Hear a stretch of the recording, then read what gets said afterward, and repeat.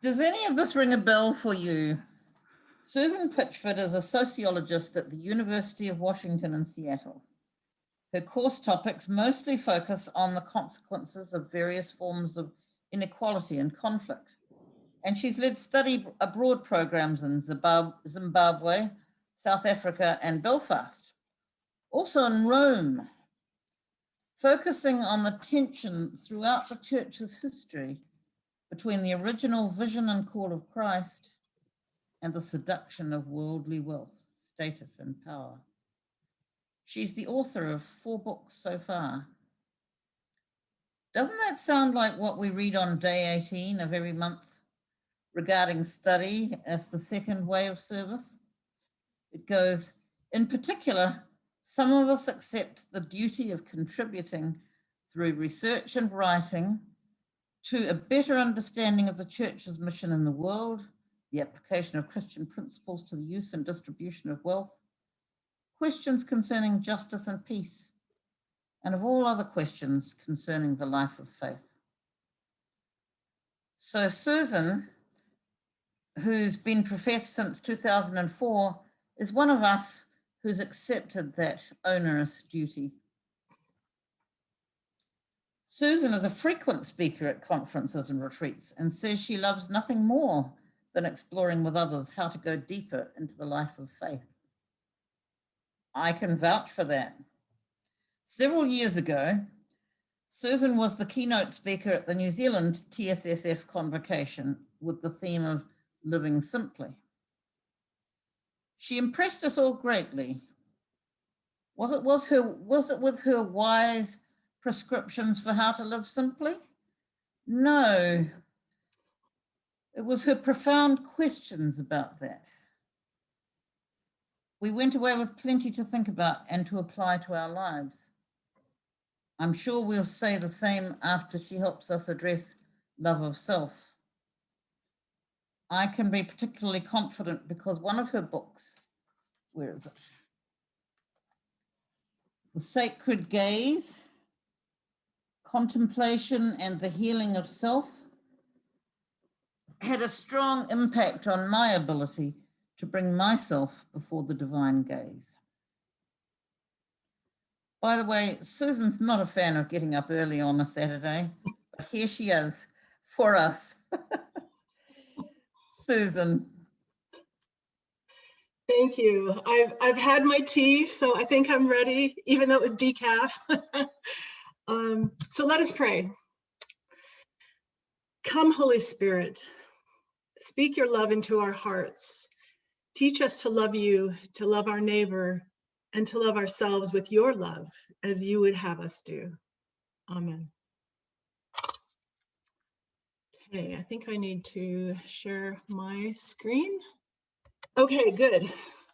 Well, I'm delighted to be here with you all. This is such a thrill, and it's funny, this session, you know, on love of self. Naturally, Ilsa thought of me, and I'm not sure what the implications of that are for my ego. But laying that aside, so we can get on with it, we are taking this morning to talk about love of self. So I think the first thing that, you know, occurs to me to ask is, why? I mean, isn't there plenty of that going around already? Yeah, so this is going to be a 2-part session, in each part, I'm going to speak for about 20 minutes or so, and then I'll take your immediate questions then, and then I'll give you some time for reflection, then we'll come back and talk as a group. Okay, why is this not? Okay. All right, so why? I mean, why do we need to love ourselves? In the last year, I've been spending some time with a really interesting app called Med Circle. And I've been exploring all different kinds of mental health issues and mental illnesses and stuff. And there's a psychologist on there named Ramani Durvasula who's an expert on narcissism. And she calls narcissism the secondhand smoke of psychiatry, because it's not only, you know, bad for the person who's emanating it, but it's also toxic for everybody around it. But one of the things that she points out is that it's ubiquitous in our culture and getting more so. And part of the reason for that is that narcissists we reward them. They rise to the top, whether it's business or politics or entertainment, the professions or what have you. Narcissists rise to the top because they're willing to climb over anyone and everything, that gets in the way of reaching their goals, and if you're running a big corporation, you want somebody like that, to be at the head. So narcissists tend to be very successful. Now, they are like, they all seem to think they're all that, okay? So they become like giant stars that everything else goes into orbit around, right? And so, that's one pole of a continuum. Now, I don't know if you can see with the view that you have, maybe some of these images are going to get blocked a little bit, but on the other end of the continuum is the self-doubt pole, which says, I suck, basically. It says, like, I am never enough. Nothing I do is ever enough. And actually, Dr. Ramani cops to being on this end of the continuum, and I will as well. So she says, she works way too hard because it's never enough, like it could always be better. It's never going to be good enough. Let me put a little more time on it. Let me put a little more energy on it. My husband and I have been arguing about this for years. So he'll say, don't change your course this time around. Just teach it the way you did last time. Do the same thing. And I'm like, but it could be better. I could do this. And it drives us both crazy, frankly. But you're never enough. And so these are opposite ends of a continuum with a kind of healthy self in the center, balancing the two. But can you see that they're both actually in a certain sense the same? For both of them, the ego is at the center. All right. So for the narcissist, it's like, I am all that. That's their outward presentation. And there's different kinds of narcissists, but there's always this sort of, give me affirmation, give me validation, give me admiration, give me what she calls narcissistic supply. And the reason for that is because deep underneath all of that grandiosity or whatever it might be, however it displays itself, is a deep-seated insecurity. Okay, you would never guess it, but they're deeply insecure, and that's why they're always having to have people, give them all this narcissistic supply. Okay, so for self-doubters, it's still ego at the center. So like I, can get a stack of course evaluations that, like 95% of them could say, great course, I really enjoyed it, yada yada, learned a lot, whatever. And then there can be like this tiny little group that say, it was boring, it was too much work, or she's disorganized or whatever. And I will just, be all crushed by that. But honestly, even the ones who are saying negative things about it, who are critical, I taught them something. So honestly, who cares if they like me? Why does that even matter? It's that ego at the center. So why do we need to love ourselves? I think because if we don't learn how to love ourselves properly, we'll be mired forever in these, ego games and struggles and not be able to just let go of it all and love God and neighbor in freedom.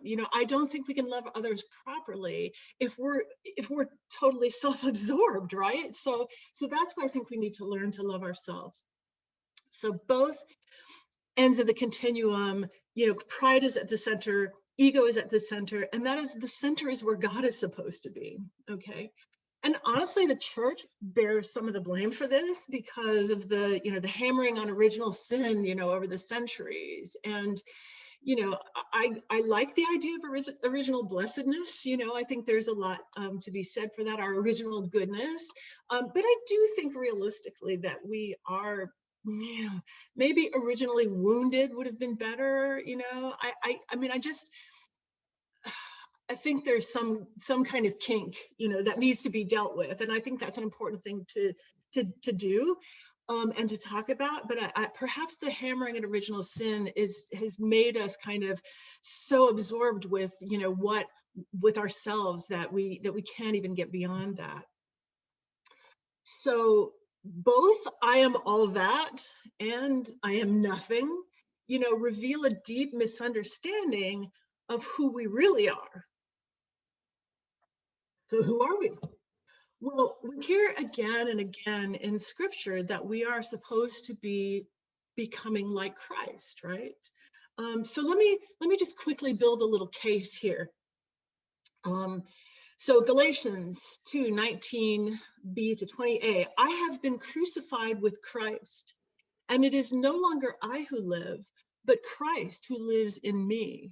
So I'm supposed to increasingly, it seems to me, be letting Christ live through me, not, taking over,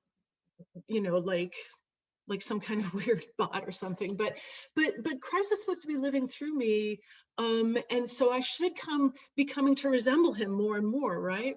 Another one, beloved, we are God's children now. What we will be has not yet been revealed. What we do know is this: when he is revealed, we will be like him, for we will see him as he is. Okay, so we'll be like him. And my personal favorite, and all of us with unveiled faces, there's the suggestion of intimacy there, right? All of us with unveiled faces, seeing the glory of the Lord as though revealed in a mirror, are being transformed into the same image from one degree of glory to another. For this comes from the Lord, the Spirit. So what does it mean to be like him, to be transformed into the same image? It was at the Transfiguration where the three apostles saw Jesus for who he really was and really is, right? Supremely, magnificently glorified, transcendent in his divinity that shone through his humanity, okay? And I believe that experience, I mean, this is by no means original, but I believe that experience was meant to show the apostles not only who Jesus was and is, but their own destiny as well, because we are supposed to be like him. And in fact, he prayed, not too long after that, he prayed that we would share in his glory. So he said in his final prayer, praying for his disciples and for those who would come to believe through their testimony, so us, the glory that you have given me, I have given them. The glory that you have given me, I have given them, so that they may be one as we are one. The divine voice at the Transfiguration called Jesus beloved, okay? And I believe that whatever names we go by now, in God's language, they all translate to that. They all translate to beloved. That's all of our name. So our destiny, our purpose, you could say, is to be one with Christ and to share his glory. Not that, we are persons of the Trinity, not that all authority in heaven and earth has been given to us, okay? Not like that. But, I'm just a theological peasant, really, but, here's what I think this is all about. Why were we created? Not because God was lonely, okay? But for love. I mean, think of how new people are made, right? It's like God was really trying to make a point here, It's not always love. I mean, realistically, it doesn't always work out that way, but it's meant to be, okay? Love and joy and pleasure, so we were made out of the Trinity's own love and joy and pleasure. So I think you're probably all familiar with this image, or most of us. And if it's said that if you look at the three persons being represented here, if you follow their gaze, it forms a circle between them, right? A kind of flowing circle. They're all sort of gazing in love at each other. And so there's a kind of current of love. And I believe that our ultimate purpose, our destiny, is to be swept into that current, okay? To just be swept into it and play in it forever like seal pups, just joyfully. So that's why we're here. So all of this is obvious, right? So let's get to some maybe less obvious stuff. What might be less obvious, and the point that I was trying to make in the Sacred Gaze, so now you don't have to buy a copy. Actually, that's not true. You have to buy a copy and copies for all your friends as well. But the point I was trying to make is that who we are at the end of this journey, you know, that transfigured, transformed self, that glorified self that Jesus prayed we would become, you know, who we are to be is not a big mystery to God, okay? God does not experience suspense, right? God knows that version of us already, okay? So that is already a reality to God, okay? So we know what we're meant for, right? For life, for love, for radiance, for joy. And how we've been given hints along the way of this somehow, but how? How do we get there is the question. I can't speak for anyone else, but for me, the greatest desire, you know, the desire that almost tore me apart was to be that person, you know, to be radiant, to be healed, to be confident that I was, you know, that God was pleased with me. Now, faith in general comes easily to me. I mean, it didn't always, but it comes easily. You know, like I have no problem believing in the divinity of Christ, virgin births, walking on water. You know, maybe that's not where you are. That's not what you believe, but you know, all that stuff is pretty easy for me to believe. The thing that's hard for me to believe is that God could ever be pleased with me. So my prayer for years now has been threefold: that I may please you, that I may glorify you, and that I may be one with you. And that's like all I ask. That's not asking that much, right? Like that's all I want. But how do we get there? You know who I think had a really good sense of direction about this is Francis and Claire, okay? Because they both understood that poverty is the way to get there. The poor Christ is the way to get there. I mean, he called himself that, the way, right? Being one with Christ in his poverty is the way to get there.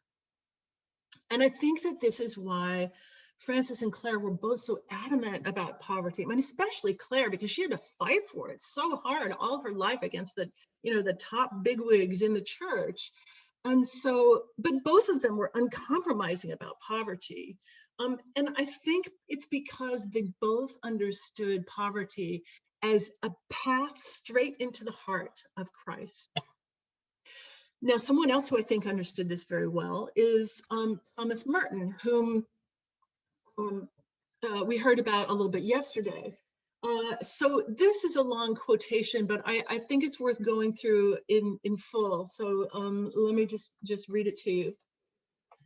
At the center of our being is a point of nothingness, which is untouched by sin and by illusion, a point of pure truth, a point or spark which belongs entirely to God, which is never at our disposal, from which God disposes of our lives, which is inaccessible to the fantasies of our mind or the brutalities of our own will. This little point of nothingness and of absolute poverty is the pure glory of God in us. It is, so to speak, his name written in us as our poverty, as our indigence, as our dependence, as our sonship. It is like a pure diamond blazing with the invisible light of heaven. It is in everybody, and if we could see it, we would see these billion points of light coming together in the face and blaze of a sun that would make all the darkness and cruelty of life vanish completely. I have no program for this seeing. It is only given, but the gate of heaven is everywhere. So Merton is drawing a connection between poverty and the glory of God in us. So he's saying that this sacred place, this is the place where God waits for us, the intimate place of communion, you know, where God has always been and is waiting for us as long as it takes, okay? This is deep within us. So how do we get to it? How do we get to it? There was a wonderful book that was written by Wendy Wright some years back called Sacred Heart, Gateway to God. I'm actually wearing a Sacred Heart medal today. And in one chapter of that, she talks about how medieval mystics, found the heart to be a place of refuge. Okay, it's like the cleft in the rock. Okay, it's like the place where you go to take refuge from the world.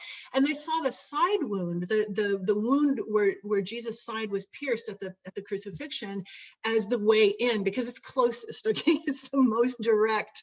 It's the closest trip from that wound to the heart rather than one of the others. Okay, so the side wound took on a great importance. And in an image like this, you see, someone sort of, at the point of kind of trying to enter into that wound, right? So Jesus offers that wound to us. The problem is that because of our massive egos, okay, whatever form they take, whether they're obviously inflated or whether they're just at the center, okay, our egos just make us too big to get in there, okay? So it's our poverty that whittles us down to size. Our poverty strips away all the extraneous crap that makes us just too large to get into the place of refuge and peace, okay? Where, there's nothing that can disturb us, nothing that can get to us. Okay, I'm getting very, very woo-woo now, but y'all should know what to expect by now. So all I'm saying is that God is inviting us through our poverty to get close enough to discover our true identity and our true belovedness, right? So I'm defining poverty broadly here. It's not just about economic poverty by any means. It can be mental illness. It could be, a loveless marriage, a job that you hate. It could be, anything, any kind of challenges that you don't feel up to, but you still have to do. And all of those things, any way we fall short, we feel inadequate. All of those things are our poverty, as I'm using the term here. All the ways we don't have enough, we don't know enough, we just aren't enough to do the things we have to do, right? So that's our poverty. And I can't speak for everyone. Maybe the Benedictines get in there through liturgy, I don't know. But I think for Francis and Clare, and for us as Franciscans, there's an invitation to this place of intimacy that Merton talked about precisely through poverty. And so the practical implications of this are obvious, right? If you wanted to incorporate this into your rule, it would be really easy to do so, right? Really clear? No? Okay, let me at this point see what kinds of questions you have before we break up for a little time of reflection and come back together again. So Steve, can you, let me see, I could probably stop sharing my screen. So, oops. It won't let me. Why is that? Oh, yes, it will. Okay. So. I have a question. Yes. Are you referring to poverty as our cross? Yes. Okay, thank you. That was easy. Yeah, I think that embracing our poverty and embracing the poor Christ is exactly what people are getting at when they talk about, what Jesus was getting at when he talked about carrying our cross. Mm-hmm. Mm-hmm. Well, it can be confusing because the first order brothers,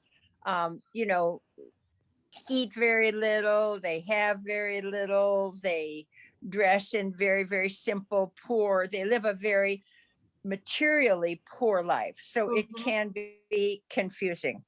Whether it's literal I'm sorry, go ahead. No, whether it's literal poverty in terms of not having anything of monetary value, or more of a general poverty of like carrying our cross and bearing with it. Yeah, I think you're exactly right. And in a certain sense, embracing voluntary poverty, like material poverty, kind of clarifies things. It makes them harder, but also easier, like simpler, because you don't have to constantly be making decisions about, well, is this simplicity? Is this not simplicity? It's all gone, right? So it's done, right. Done and dusted. But so these other things, though, I mean, like think about it this way: rich people commit suicide. So sure. Money, right? So there's lots of ways to be poor, and I think they all count. It's about how we carry the cross. Kate, I Thank think you you. had a question. How do you relate poverty and simplicity? I think, the way that I think about it, which isn't right, but it's the way I think about it, is that poverty is the Franciscan tradition, and that for third order people, simplicity is the way that we live that out in our day-to-day lives. But I think there's a deeper sort of, for me at least, simplicity doesn't cause me to think along these lines. The word simplicity doesn't cause me to think about along these lines. It tends to direct me more toward like my consumption patterns, okay? That's just me, okay? Maybe other people are deeper than I am and they don't need, to have two different words for it. But poverty forces me to think about it in kind of interior ways. And that's my current book project, by the way, is interior poverty. So more about this later. Barbara, I think you had a question, comment? I'd like to go back to your schema of the narcissism on one side and self-doubt in the other. Mm-hmm. And in both those two ways, you're thinking too much about yourself, right? Mm-hmm. Mm-hmm. But where do you put self-confidence? I'm thinking if that is in the middle, maybe you don't even realize that you have self-confidence, because in the middle, you're not thinking about yourself, you're thinking about the other. Mm-hmm. And this, I don't know, perhaps you don't realize that you are self-confident, but you exude it. I'm not quite clear. What would you say about that? Well, the reason I put a child at the center of that was to sort of convey the idea of unself-consciousness. Okay? So self-confidence can come from, in the way that, like Ailsa started us out with day 24 about, the confidence that trusts in God, right, rather than ourselves, right? And so in God's strength being perfected in our weakness. And so, I can embrace poverty, but be confident that, this happens to me all the time. Like every time I open my mouth in public, I have to do this. I have to say, okay, I know that I can't do this. I cannot feed this group of people anything nourishing, I don't have it. So God, you're going to have to put this on the table for them because I just don't have it. And then I walk in and it happens and I go, yay, God, you did it again. So I think you're right that the self-confidence also can be unself-conscious when you just forget all that, just lay it aside and let God do it, Mm-hmm. Charlie, I think you had a question. Francis, he talked about poverty as living with nothing of your own, sine proprio, right? Have nothing of your own. And in the admonitions, he says that obedience is the highest form of poverty. That giving up of your own self-will, your own schemes. And I think, it's as hard, I think, for a first order brother to be poor as it is for a tertiary. I knew a friar who had a tree stump and some moss and some stuff in his room, but he spent 5 hours arranging it. So it looked really good and really looked poor. Well, he wasn't poor. Right. So I think, the interior poverty, deep, total poverty in that sense, is accessible to tertiaries as well as to a first order, and as difficult to achieve for both. Yeah, you're right. Everybody I've ever heard speak who talked about, the three traditional vows has always said obedience was the hardest, always. And so, I think you're exactly correct to make that connection between poverty and obedience, because when we think of the vow of poverty, we do think of having, sine proprio, nothing of your own, no possessions. But the poverty of obedience, oh my God, that goes so much deeper. Tina, I believe you're next. You'll have to unmute yourself. So I'm wondering if truly looking at poverty and obedience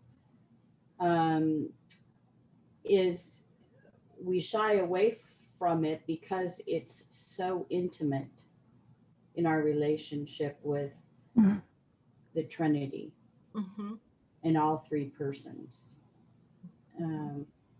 So I'm wondering if that feels true to you. So we shy away from it because it feels too intimate. And so are you saying that we the intimacy is kind of scary? Yeah, intimacy is terrifying. Like, I say this as someone who's, about to celebrate her 26th wedding anniversary. Yeah, intimacy is really scary, but I've found that everything goes much better when you accept it, like there are things that I used to hold back, and not cop to, like with my husband, because that I was too ashamed of them, or I was too embarrassed by them, or whatever. And honest to God, it's just so much work, to manage that. And, so once I just said, look, here's where I am, and he was like, yeah, okay.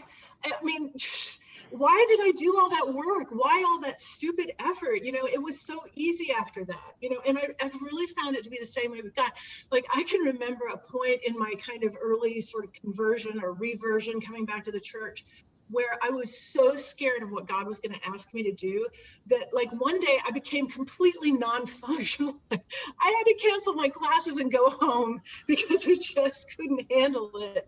And, and then later on, I just did, like I just went with the program. And it was like, after that, it was total freedom.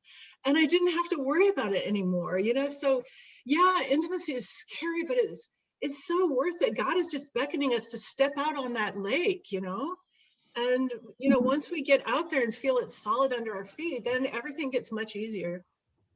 Yeah, thank you. Beth, please unmute yourself. Yeah, the thought came to me. It's something I've been wrestling with in recent months that you mentioned about living as though nothing is our own.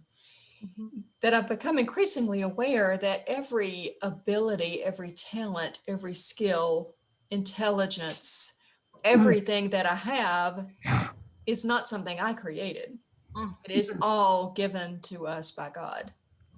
And that creates that soil of how do I return this back to him through service. Is that kind of what you're talking about in poverty?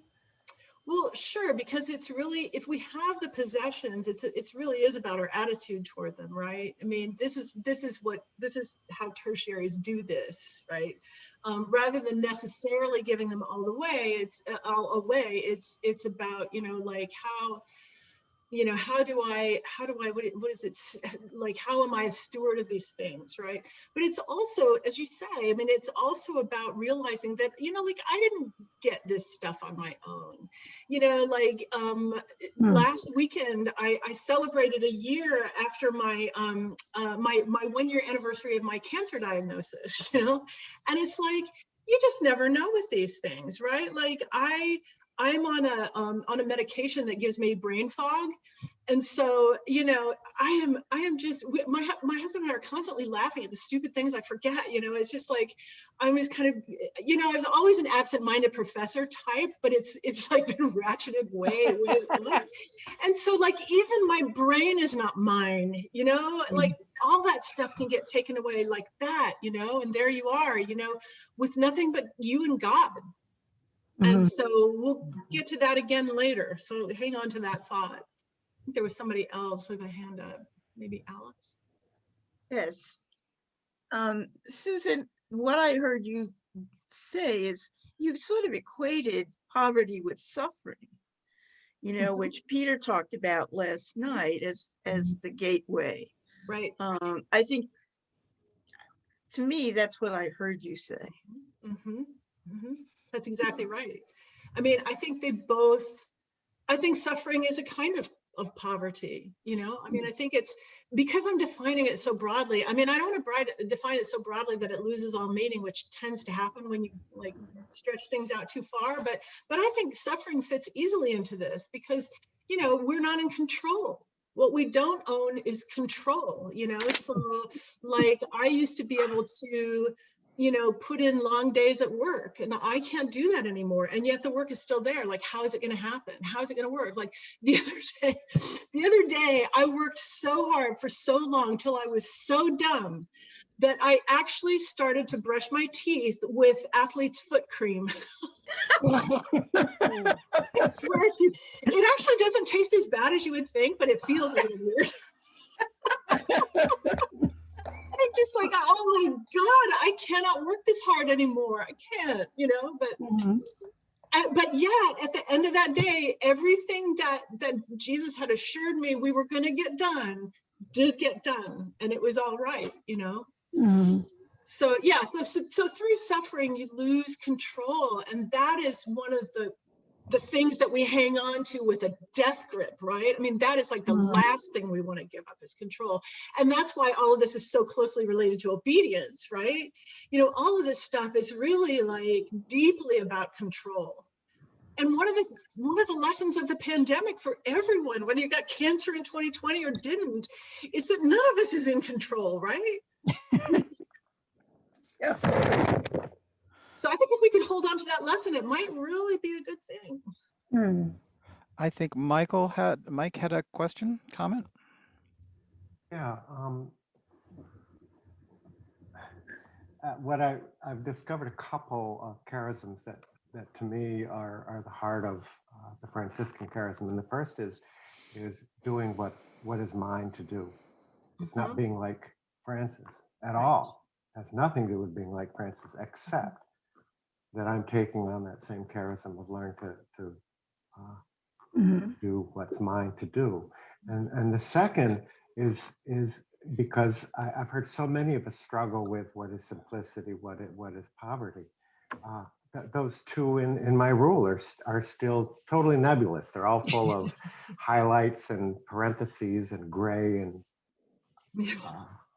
it's a mess. And but I think, and I can't remember, maybe Tina was her name, earlier talked about relationship, and I feel like Francis gave us a clue when he called her Lady Poverty, and it was his wife. It was who he was married to. And so instead of focusing on what it was, he focused, as Christ always did, on who it was. And that the answer for everything almost always comes back to relationship. I like to say that it's not where I am, it's who I'm with. Because if I'm with Christ, it doesn't matter if I'm on earth or in heaven. Right. So I do keep looking back at that idea of Lady Poverty, and who do I go to in confidence when I'm struggling? Who do I go to? Do I go to my wealth? Do I go to my comfort? Do I go to my, in this case, to my prayer shawl? Or do I go to the relationship that gave me the prayer shawl and so forth? That's all. Do I go to my fridge? Yeah, no, but you're so right. And I mean, like, this is why, like, I like to say that, Francis and Claire didn't think poverty was just a nice idea. They were infatuated with it. Francis was so in love with it that, he personified it in this glorious, lady. So yeah, I think I totally agree. I believe Jerry had a comment question. Yes, and not to derail us in any way, but I struggle with the word suffering, in that what COVID has pointed out, if nothing else, my wife being an introvert, she has just been happy as a lark staying in, and I, being an extrovert, I have suffered being out, or not being out, if you would. Just as a light example, but it seems like suffering is your ego's response to what you want. And so it's really something that you have control over, in essence, the suffering, because what one person struggles with and defines as suffering, another person doesn't. So it's almost as if suffering has become an overused word that might need to be unpacked a little bit more, if you would. And so when we speak so often about suffering, someone might say, well, that's not suffering for me. So what really is suffering? Is suffering basically then what separates you from God? Then during this season of Lent, you might say, you know, people give up chocolate. Well, hell, if chocolate separates you from God, then by all means, give it up. It separates me from my blue jeans or something like that. So you know, we almost trivially give up stuff when it really doesn't separate us from God. So Lent and suffering starts to take on a different meaning. So is suffering really what is separating you from this pathway to Christ and to God? And it's something that the ego, the mind, is conjuring up, that it won't let go to let you enter. Wow. Well, I'm not sure. I'm not sure. But first of all, yes, I think the suffering has to be defined, you know, in terms of each individual person. And my husband and I are just like you two, you know, like my husband really struggled at first with not being able to do his, you know, his usual stuff. Whereas I discovered that I might actually have a vocation as an anchorite. I'd be happy just in a little cell attached to a church. I mean, I'd have to bring him with me, of course, but yeah, but you're right. I mean, it's, you know, one person's meat is another's poison, right? So it's all about what, I mean, God reads our hearts. God knows what causes us to suffer or not. But I think what I'm trying to say is the very suffering itself is a path in, you know, is part of the way in, is part of the way down to that place. I mean, if I had never, you know, if I hadn't had that sense of inadequacy that my shrink and I have been working on, if I had never had that, if I had gone into the classroom the way a lot of my colleagues seem to do, which is just like, you know, I am the great mind here, you know, and all these pathetic little, you know, children are going to sort of benefit or not. I really don't give a damn, but, you know, they can, if they choose, benefit from my, you know, the pearls that fall from my mouth. And I'm just going to go in there and off the top, you know, be brilliant. Well, you know, if I had that kind of, you know, approach to teaching, I never would have sought him as desperately as I did. I just wouldn't have, you know, and I could say the same thing about any of a number of aspects of my own life that forced me, that pushed me, you know, to look for God in them. And so that, you know, in a certain sense, they, you know, they sheared away bits of my ego, you know, like so that I could get smaller and smaller and smaller and manage to find my way into that space of poverty. I don't know if that makes any sense to you or if it speaks at all to what you were talking about, but hopefully. Let's take two more, and then I think we're going to need to move on. Yeah. Holly has a question, comment. Holly, you'll have to unmute. Great. I want to, y'all excuse me, I lose words sometimes. Back to something Beth said that really got me to thinking. In the idea of poverty and how we use what we have, I've tend to think of what I have. I'm the last I'm the last in my family. I mean, so you know, I don't need to keep things to hand down. So everything I have, like I plan my house for whoever's gonna use it after me. You know, it's and that kind of thing.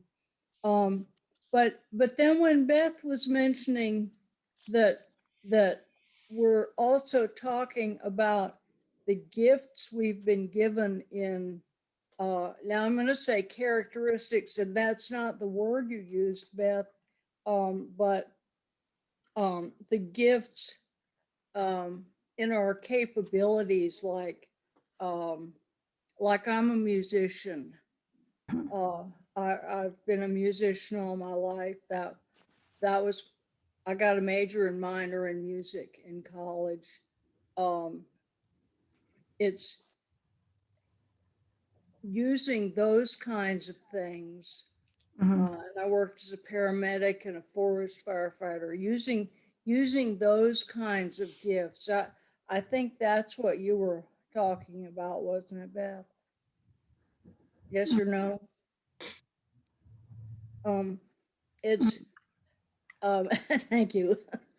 I really haven't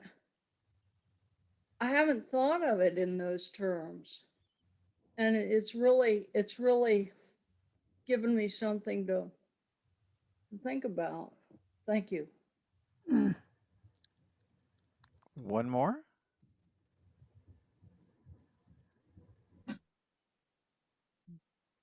If you have something you'd like to add, just raise your hand.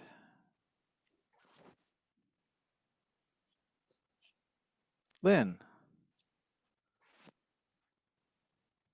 When Jerry was talking and you were responding, one of the things that came to my mind with the suffering is it depends on your attitude, because Francis also talks about true joy, and it came from suffering. But his attitude was that God was helping him through it, and having that foundation was true joy for him. And so the suffering has an additional aspect that it's important to remember. Lynn, I'm so glad that you mentioned that, because the thing is that I think it's really important to make a distinction, and this is something I'm really going to bring to the fore in my book on poverty, between holy poverty and unholy poverty. So holy poverty, I'm defining, like, unholy poverty is poverty that's imposed on people, like exploitation and all that kind of stuff, right? Like material poverty that's not chosen. But the poverty that we choose can be holy. Even, like when Francis talked about perfect joy, he said, if all these bad things happen to us and we embrace them for the poor Christ, for love of the poor Christ, then that is perfect joy. And so you're exactly right. And I think this is something that several people have said, is it's really about how we experience it that makes the difference. So we don't have a lot of time to do, wait, that's not what I meant to do. Hold on. Oh yeah. Okay, so we don't have time to do what I was going to do next, which was give you these reflection questions. And give you, some time to, reflect on them and then come back. So, I'll just put them up here for a moment, let you look them over, and then you can maybe think about them later on. And maybe in our final discussion, we could come back to them if you want. Who is Jesus to you? How has that changed over time? Who are you to Jesus? How has your understanding of that changed over time? What does salvation mean to you? What are you being saved from? Okay, if the Son makes you free, you shall be free indeed. What does that kind of freedom look like? And then finally, God's name for you is beloved. How do you experience your belovedness of God? Is this something that's a continuous reality or kind of elusive, hard to hang on to, and so on? So those are just some questions that that you can keep in mind and do what you like. So let's let Jesus start this section. So he came, I came that they may have life and have it abundantly. I mean, we come back to this verse a lot. I came that they may have life and have it abundantly. I wonder what he meant by that. What kind of life did he have in mind? Apparently, even under Roman occupation, it's still possible to have abundant life. you know, so it must not be an easy life.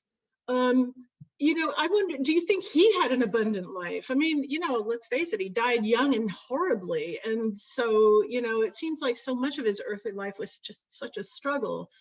And yet, why would he ask us to do something that he didn't do himself? You know, I think that he must have defined his life as abundant. Now, maybe, you know, about 150 years after Jesus came Irenaeus, who was a Greek who was born in Smyrna, which is in Asia Minor, and he eventually became Bishop of Lyon in southern France. And he gets quoted a lot for this statement, and I quote him a lot because it's just so wonderful, okay? He said, "The glory of God is a human being fully alive." And I just love that. You know, whenever I hear that, my heart kind of flutters, and, you know, it's okay, I've had it checked.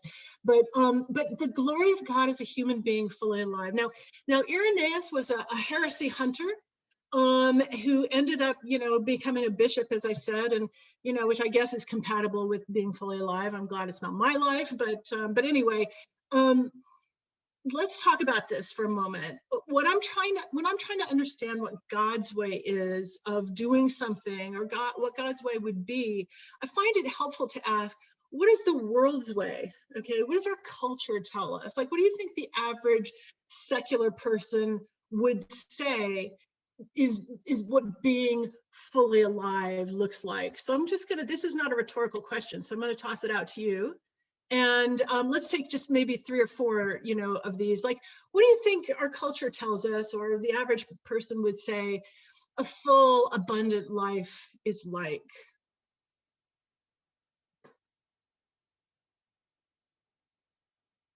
What would be important to include in that?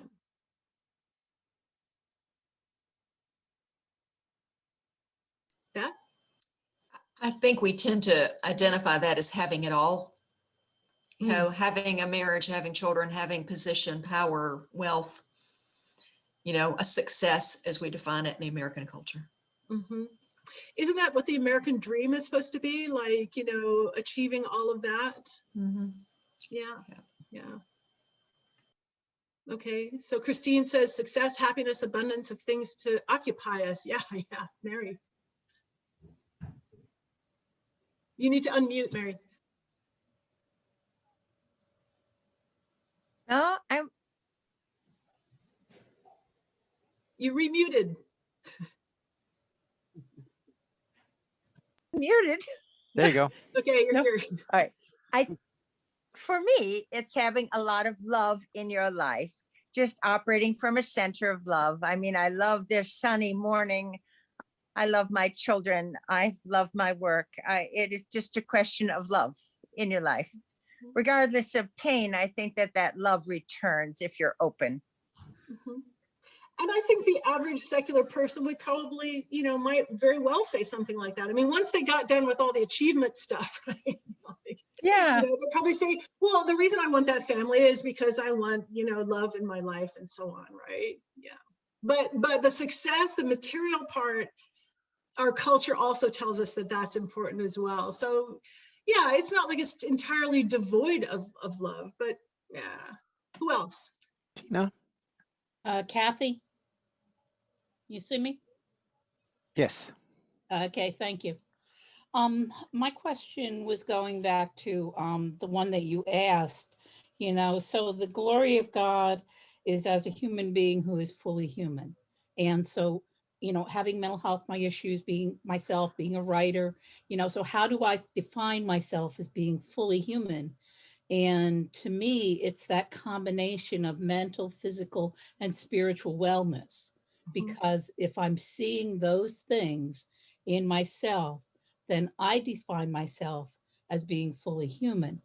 However, society says, well, you're a retired person and you have all these disabilities. And so what can you contribute to the world? Well, I write, I do things that contribute, but that's not a value tool because it isn't making me money. And so to me, that's kind of that difference between myself and culture's definition. Yeah, I saw a debate about that on Facebook. just this morning while I was having my breakfast, you know, there's a Facebook page called, let me put this delicately, Stuff Academics Say, okay? And somebody had said, you know, like, yeah, we're supposed to be all doing all this stuff, you know, writing all these papers, getting all this stuff published, yada, yada, yada. But, you know, like, could we not also add the expectation of some kindness, some humanity, like in there somewhere? And people just took this person down and said, yeah, be kind all you want. It's not going to send, you know, like a rocket to Mars or whatever, you know, like you have to make a contribution. And that expectation of making a contribution, being productive, is exactly what defines us when we are older and less, you know, and we're not working anymore. 103 days, people, not working. 103 days, not that I'm counting, but you know, like when we're done with that part of our lives, you know, or maybe we never had it, then, you know, then we're defined as having no worth. So being productive, making a contribution, yeah, that's a big part of it. Let's do one more. We actually have two, Tina and Allison then. Okay. Tina. So I was thinking for the American culture, status is a big deal. Mm-hmm. Mm-hmm. So can you say a little bit more about what you're thinking there? Well, I'm just thinking about, you know, the ladder, climbing the ladder over others, and you know, just more of a self-centered, that narcissistic, you know, I got to be better than you, I got to be better than the whoever, you know, comparing our lives on the outside, the worldly look, to other people. Mm-hmm, mm-hmm. You know, you're reminding me of something that my husband told me many years ago, long before we even started dating. You know, I was a newish graduate student, and I was thought to have potential, you know, which I think kind of fizzled out later on. But anyway, yeah, I was supposed to be good. And he said, don't get into that. Just don't get into that, because there will always be somebody who can kick your butt, you know? And so, like, if you have to be the best, it's such a burden. It's such a burden, because there's always somebody, you know, whose fingers are on that rung right under you, you know, and you can either they'll overtake you, or you have to become the kind of person who stomps on people's fingers, you know. That's the choice. Who's the last one? Allison. I want to pick up on what Kathy said, and also mention that I don't have the exact quote from Henry Nouwen, but it had something to do with kicking and punching your way to the bottom of the ladder. I love it. I love it. I wish I could remember the actual quote, but what I was going to pick up on what Kathy said, to me, being fully alive, it really doesn't have anything to do with the material world. I feel most fully alive when I'm aware of music, art, nature, sunshine, rainstorms, wish we had more, and living in that place where the curtain is thin. Mm-hmm. Mm-hmm. Oh yeah, yeah. I think it's really useful to think about who do we think, like, who do we know who's fully alive? I mean, I often wonder, am I alive? Like, would I know? You know, and I thought about this for a long time. You know, I've spent a lot of time on this question and thinking about who do I know is alive. And honestly, I think I feel the most alive when I am doing stuff like this, you know, and but it's not just speaking. It's whenever I feel like God is doing something in or through me that's good, you know. So like my mom is gone now, right? But my dad is still around. But I always felt that, you know, when I like went to visit my parents, you know, they live in Florida, so it's a long way from Seattle. But when I would go there and I would do stuff with them and do stuff for them, you know, like I honestly, you know, I made them feel loved, you know, and that made me feel so alive, because that's such a good thing, you know. But also when I'm writing, or when I'm teaching, or when I'm just having a conversation with a friend about, you know, important spiritual stuff, it's like I feel so alive in those times, you know. So there's probably other times too, but those are the ones that I've really when I've really been aware of it. Now I want to just ask the question here. Let me go back to my screen.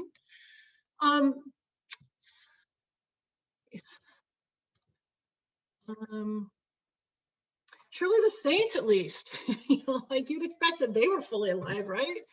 But think about it, like, so Francis, you know, I mean, it's easy to think of Francis sort of dancing down the road, you know, talking to the birds and whatnot. But, you know, I've been reading some stuff in the last year about what a deeply conflicted person he was toward the end of his life. You know, he was really, he was, okay, I'm going to use the word, he was really suffering in many ways, physically, emotionally, in all kinds of ways. And he really wanted to retire. I mean, he wanted to retire well before the end. And as you know, I'm sure the stories, you know, he consulted with two of his closest friends, and they both told him, no, it's not time yet. You know, you have to go on. And I so relate to this because I've been ready to retire for like decades. Okay. And so, you know, when Francis, you know, Francis just wanted to go into a cave and pray, you know, and I relate to that too. But, you know, was he fully alive when he was still preaching that he really wanted to be retired? And think of Claire. I mean, she's cloistered. Not only is she cloistered, and I mean, she did see people from time to time, but most of the time she's spending just with a few sisters in a small monastery, and much of that time stuck in bed. Okay, was she fully alive? I think she was. I think that she was. I think being stuck in bed behind, you know, the walls of a very small monastery, I think Claire showed that that was fully compatible with being fully alive. Last, to step out of the Franciscan orbit for a moment and into the Carmelite, you know, you have Therese of Lisieux, who's on the slide here. I mean, she grew up in a bourgeois little family that was very much, you know, kept to themselves, and she was homeschooled. I mean, she went to school for a while and just found it too much, so her father allowed her to be homeschooled, and then she went, you know, like straight into the monastery into Carmel, and the only real traveling she ever did was she and her father went to Rome to see if they could get dispensation from the Pope for her to enter the monastery early. And so she finally gets to the Pope, and he says, you know, if God wills it, it'll happen. And she's like, thanks, Holy Father. That was a waste of time. No, she didn't say that. That's what I would have said. But anyway, she died at age 24 of tuberculosis. She did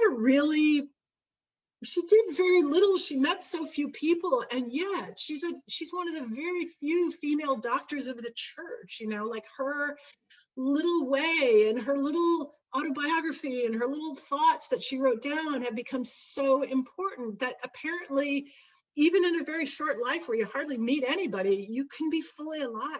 You know, so I think that's very suggestive, and I think that these are important questions to be asking ourselves, especially as we age and our lives have a tendency to contract. You know, our nest empties, we retire, we become invisible. Women talk about this a lot, about becoming invisible, you know, but my husband assures me that men become invisible too. We lose our strength, we lose our energy for, you know, maybe ministry, things that we really want to do, good things that we want to do. We just have that energy for it anymore. Is it still possible to live life to the fullest? I mean, Jesus didn't say, I am come that the young and strong may have life and have it abundantly, you know? And in fact, even the young aren't necessarily strong. I had a student a couple of years ago who went to Rome with me for a few months. And she has Ehlers-Danlos syndrome, and that's very complicated. But along with it, one of the comorbidities is a thing called Chiari malformation, and it's when the brain tends to herniate into the spinal column. And so, you know, she's in her early 20s, has had at least 3 brain surgeries, and in fact, she had an injury while we were in Rome, and it was a nightmare. And she's just been accepted into a Methodist seminary and is planning, you know, hoping to become ordained, you know. So I think even in her so far short but and difficult life, you know, that I think that's a person who's fully alive, you know. Anyway, I'm trying to work it down to the what are the bare minimum requirements of being fully alive. So can you be sick and bedridden you know, and still be fully alive. I used to think, well, as long as I can still pray, as, you know, even if I can't get out of bed, even if I can't move, as long as I can still pray, then I'm fully alive. But then I've had stretches, you know, where I really found it very difficult to pray, you know, where I was either just so tired or else, you know, in pain or some other kind of discomfort. And I don't pray well, you know, I don't pray well when stuff like that is going on. So I just had to kind of, you know, lie there, nod at God and say, you know, like, I hope I'm somehow sort of resting in prayer rather than actively praying or whatever. And now I kind of feel like if a life that's pleasing to God cannot be lived from your sickbed, then to hell with it. You know, I mean, I honestly refuse to believe that we, you know, that we can ever be in a place where it is impossible to please God. So yes, I think a life that's full, that's abundant, can even be the case, you know, even if you can do nothing but just lie there. And so why am I talking about this being fully alive? This is supposed to be about love of self, right? The thing is that I think these two things are intimately connected, and it boils down to a very simple syllogism, okay? So whatever life is about God, because everything's about God, right? Okay, so that'll be our premise. And God is love. So life is all about love. Life is all about relationships. A lot of you brought that up, okay? And so that, you know, that takes us back to that icon of Rublev's, who, you know, where it's all about relationship. It's all about that flow, that loving current between the person. Okay, so this all may sound incredibly obvious. And I confess it took me a long time to get here, but honestly, we Christians say God is love, and we believe it, you know, but I wonder how many of us really spend any time, real time, considering in any sort of depth what that actually means to say God is love. How often do we explore the implications of being loved infinitely by an infinite God, okay? An infinite, all-powerful God, a God who loved us enough to be incarnated, to pitch his tent among us, knowing full well exactly what that was going to mean. Jesus subjected himself to like the most brutal and most unloving forms of human treatment for no other reason than love, okay? For no other reason than love. Now, I don't know how atonement works. As I've said, I'm a theological peasant. I tend to believe that all the theories are true at some level and in some ways, but I do know that it was done because God was not willing to do without us. So it was all about love, and he would have done it if it had been only you or only me. I think Augustine said that.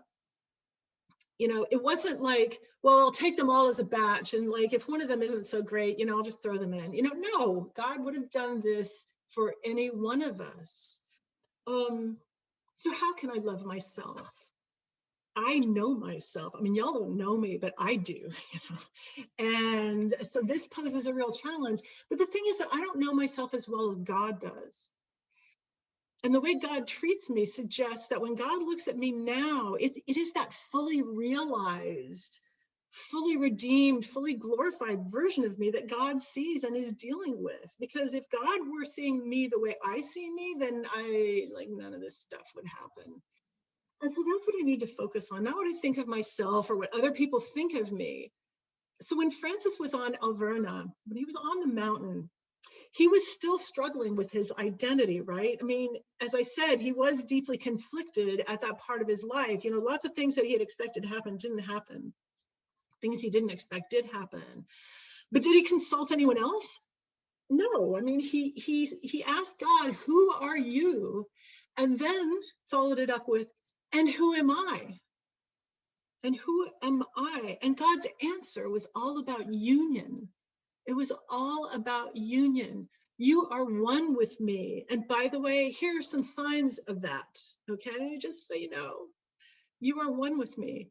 There's a wonderful writer named James Finley, who you might know. He's a former Trappist monk, used to live at the Abbey of Gethsemane where Thomas Merton lived, and he's written on Merton. And there's a lot of stuff on YouTube, a lot of his talks. And he puts it this way: love and love alone has the authority to name who we are. Let me give that to you again. Love and love alone has the authority to name who we are. It's only love, not negative self-talk, not gossip or criticisms from others, not unrealistic standards of beauty or success or worthiness in the mass media or in social media, but love alone, okay? Love names who we are, just as Jesus was named beloved, okay? Just as Francis was named by the stigmata, okay? And love names also our proper place, which is with Jesus, secure in his heart, in that place of refuge, secure with him in our heart. And to know this is perfect peace. It's perfect joy, okay? It's a place where nothing else can move us. So love is at our absolute center. Love of God, love of neighbor, sure, but also love of self. Because once we've caught a glimpse of that person we really are, the person we're destined to be, who's already real to God, how can we not love that? You know, how can we not love what God loves so dearly and so passionately? And as I tried to show in the first segment, until we get this right, until we really believe this, get it deep down, okay? We're going to be too broken and too self-obsessed, you know, to love God or our neighbor properly. We just don't have that kind of freedom or peace. Instead, we get consumed with guilt and worry, you know, that God hates us or God's disappointed in us. And, you know, actually, to be disappointed, you have to expect something that you don't get. So like, you know, omniscience cannot be disappointed. It's a good thing to remember, because like sometimes when I've really messed up, I realize, I look back on the moment when I felt most loved by God, and I'd go, you know what, God already knew that this time would come when I would totally screw this up, and loved me that much then and still does, you know. And with our neighbor, it'll be all about, you know, if we don't get this, if we don't learn how to love ourselves, with our neighbors, it'll be all about, you know, what can they do for us? How can they serve our agenda, right? All the things that chastity warns us again, you know, or whether they like us or whatever. And this is critical, okay? This is a critical point. God loves our most unlovable neighbor, you know, exactly this much, okay? The lunatic fringe of the opposing party, yes. The terrorist, yes. Insurrectionists, yes, okay? Pedophiles, yes. God loves every one of them exactly that much. Now, God might not have the same relationship with them, but God loves each of them. They may be estranged children, but they're beloved children all the same. So this takes us right back to Merton and the Point Vierge, okay? How do we get there? Back to the heart of Christ, you know, where we find the deepest healing and peace, the most transcendent and transformative love. For me, getting to that place has happened through prayer, okay? Through building a close relationship in the same way that you build any close relationship. You spend a lot of time together, all right? You pay attention to the other.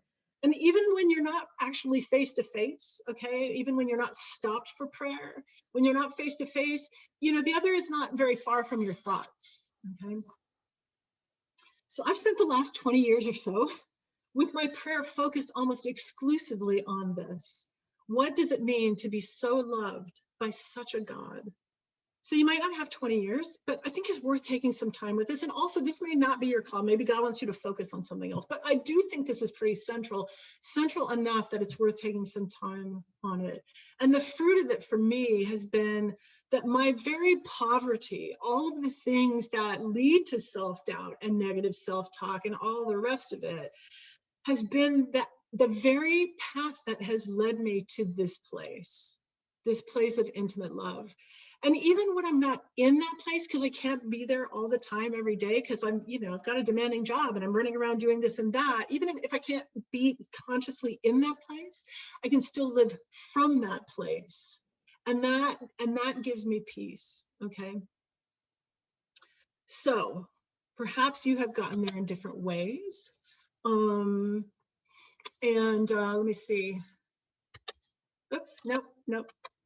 So what I want to ask you at this point is, what about you? Has your path to love of self been by a different route? What kinds of thoughts do you have on this? So where are we at with time? Yeah, we're good. We got about 10 minutes or so.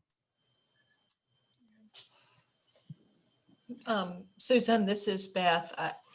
I'm a therapist, and I work, have spent most of my life working in psychiatry and in addictions and domestic violence, and in those areas where the people with whom I have worked and whom I've served are seen by society as disposable. Mm-hmm. And I think that it's God loving them through me that has made me aware that I also am lovable. That I find myself capable of an unconditional love and a regard for each individual and accepting them where they are. How much more is God? I mean, his capacity for love is so much greater. So that has dispelled any doubt I would have at a point that God still loves me, that I'm unacceptable at any point. Well, I mean, I would imagine that when you see people who are in some ways broken, I mean, not everybody who goes to therapy is broken, right? And maybe they just want to explore, right? But when you see people who are, really struggling with something or many things, and you see, like, I see this in my students. I talked about this in the Sacred Gates. Like, I look at my students sometimes and just feel like their radiance, like, oh, if you could only see how amazing you are, how beautiful you are, and then, then the thought creeps in, like, well, maybe if I could see myself, I would see the same sort of thing, possibly, It's kind of an act of faith. Yeah. And I lived in Huntsville for 9 years, by the way, so neighbor. Michelle had a comment? Yeah, just briefly, I'm someone who had a lot of self-loathing, and I have to say it was through repeating, I am a beloved child of God, that through the reflection of God's love, I learned to love myself. So it was actually it was very moving in that sense. I actually had an earlier comment too, just briefly when you were talking about living fully. There's a researcher, a social scientist in Austin, I think, who many of you probably know, named Brene Brown, and she's actually studied this. She calls it wholehearted living, but in her list of 10 things, what struck me in looking at them is that all of them fit anybody. They would fit Claire. They don't have to do with wealth or health or age or connection. I mean, I can read them briefly. It's like creating authenticity, cultivating self-compassion, cultivating a resilient spirit, cultivating gratitude and joy, cultivating intuition and trusting faith, cultivating creativity, cultivating play and rest, cultivating calm and stillness, cultivating meaningful work, and cultivating laughter, song, and dance, that those were the guideposts to a fully lived or wholehearted life. And it seems like that beautifully fits. Thank you. Yeah, thank you for that. I mean, I think her work on this is really, really, really helpful. And I mean, to me, just reminding myself of the words wholehearted oftentimes is enough to get me back on track from wherever I'm drifting off to. It's like the sacred word in centering prayer, wholehearted, let's get back to real living instead of like whatever, foolishness you're drifting off to. Yeah, love that. Linda, you have your hand raised. You need to unmute.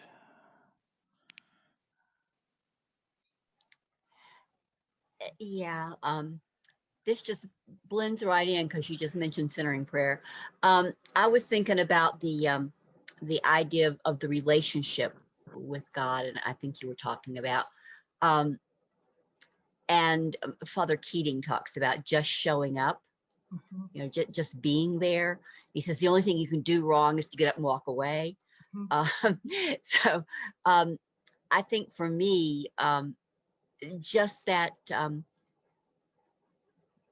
showing up, just that being there and letting God do the rest. It's not like I do something to make this happen. I'm just there. God knows better than I do what I need. So I just show up. And that's been kind of been the center of my prayer life for a while now. And it keeps me steady. Yeah, it keeps me centered. Yeah. Yeah, I love that. You know, when I lived in Alabama, I used to do some rock climbing, and you know, so the image that comes to me a lot when I think about this is you know, me standing at the bottom of a really hard climb, and like, you know, I didn't have a lot of upper body strength, so women aren't really tend not to be really good at overhangs because it takes a lot of upper body strength, you know, whereas we're better on a flat wall. And so like I imagine myself standing there just going like, I cannot get up this thing, you know, like I can't. And then God sort of like, I make a few tentative moves and I don't get very far. And then God just sort of grabs me by the armpits and goes, whoop, and I'm up on the next ledge, you know? And it's like, but you have to show up. I mean, you have to stand there and go, you know, and you're not really going to do the work, but you do have to show up. Yeah. Christine offered a chat comment saying, when I see those who love me, I figure they can't be all wrong. So I let myself be lovable at least for a while. I love that. That's great. That's and I believe Tina had her hand raised. Yes, I think my growth in this was not only through the 9 years of therapy that I had for various and sundry reasons, but also what I think helped me was trust in the Lord with all your heart. And so that trust and the intimacy that has overtaken my heart has given me freedom to know myself. And, you know, once you know yourself and you go, the next person's no different than me, then it's easy to spread that love around. And I believe that, you know, God told me in a dream, God loves all people. Spread it around. Yeah, the one thing that I kind of fixed on as you were talking, Tina, was you know, the trust part. And you know, you can tell somebody to trust, and like, where is that supposed to come from? You know, it's like, you know, faith, or, you know, I mean, they're very close, obviously, but you know, you can't just conjure it up, but you can show up and let God give it to you, right? I mean, you can't just, you know, it doesn't work. I think Barbara had her hand raised. Yeah, talking about the abundant life, I think it has to do with gratitude. Several years ago, my mother died in 2005. And for 8 years before she died, I took care of her.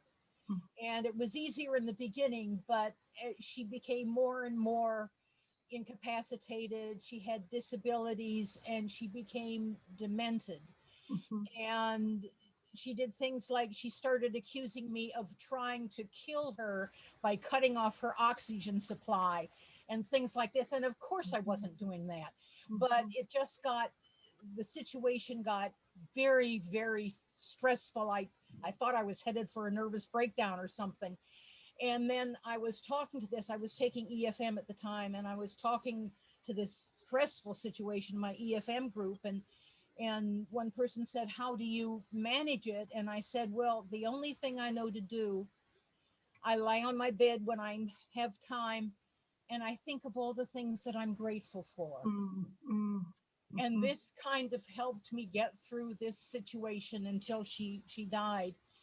And even still, if I'm feeling depressed or angry or stressed, I recite the prayer, the general thanksgiving, which I just love. And I say, we thank you for our creation, our preservation, and all the blessings of this life. And I think of all the ways God has helped me, and I know he's helped me in some very, very specific ways. So I think abundance of life. I feel that I have abundance of life when I can feel this gratitude. I think that's so critical. I'm really, really glad you mentioned it. You know, I can't cite anything, but it seems to me that there's actual research out there on this and people's well-being being affected by their gratitude. And so sometimes I don't do this consistently because I'm just a kind of a flaky person and not all that consistent. But every now and then I try to make a little bit of a practice of gratitude in which, for instance, I'll say, okay, 5 things I'm grateful for before I get out of bed in the morning, you know, and it's not a bad way to start the day. But yeah, you know, and my heart goes out to you because I went through some of that with my own mother, you know, when she was dying and in the years leading up to it. And God, that's so hard. But yeah, to find gratitude in the midst of all that, I think is a bit of a miracle, honestly. Are we out of time? I think we might be, huh? Getting close. Anybody else? One more, maybe? Well, let us pray. I'm going to do a modification of a prayer of Francis. God of infinite love, you are good, all good, the highest good, the only good. We love you, we praise you and bless you, and we thank you, Lord. Amen. Amen. Thanks all of you for being here. I've really enjoyed it. I mean, this is quite a long journey for me, but it's been fun to share some of it with you. So thanks. Well, speaking of gratitude, we are very grateful for what you've shared. You talked about brain fog that you have, and I must say, that you're an example for us of in our weaknesses, our strength, because you talked about just stepping out and doing things, and you're an example for us of allowing your vulnerability to teach us. So I think that's what I'm most thankful for in your presentation, actually, is that you bring yourself, and it's very easy for me to see your glorified self, I might say, Susan. It's you bring yourself to us, and you allow us to see the struggles that you go through, and yet the ways that you still find yourself back to that heart of God, and let God nestle in your heart.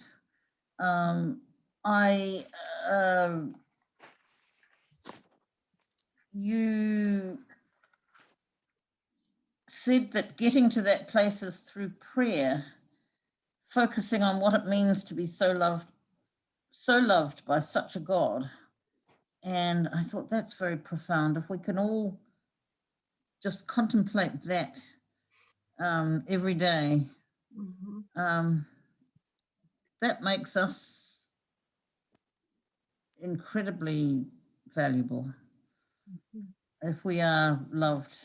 I had the image actually when you talked about the continuum between narcissism and self-doubt, and in the middle is placing God. I had the image of a little child who is very conscious of being loved by both parents and by family and everybody around them, and haven't been buffeted by all the pains of life yet. And I think maybe that's why God said we can only enter the kingdom of heaven like a child, because I think if we receive God's love like the little child is, oh, God loves us, we're lovable, and there has no doubt that because she is loved, she is lovable. You gave us so many insights, thank you, and I have always loved, ever since I read your Sacred Gaze book, I've always loved that idea that once we glimpse that ultimate self, there's no way we can't love that. And the idea of keeping that ultimate self as something that is worthy of love. So thank you so much, Susan. You have it's very clear from everybody's reactions that other people have gained so much from this gift of yourself as well. This gift of your self that God treasures. Thank you. Well, thank you. It's been a great pleasure.